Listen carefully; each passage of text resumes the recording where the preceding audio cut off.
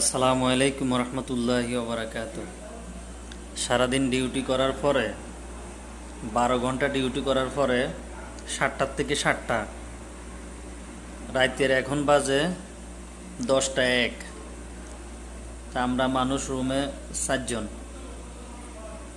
সবার পরে সিরিয়াল আমি পাইছি পাক করার। তো এই হলো বিদেশ।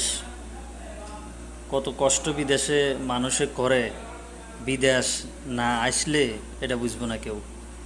তো সবাই ভালো থাকিয়েন, সবার কাছে দোয়া আছে আল্লাহ যেন সবাইকে সুস্থ রাখে।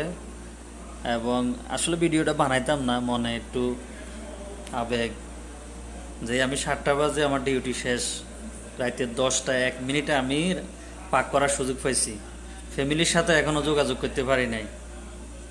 চিন্তা করেন, এই হলো প্রবাস, এই হলো বিদেশ।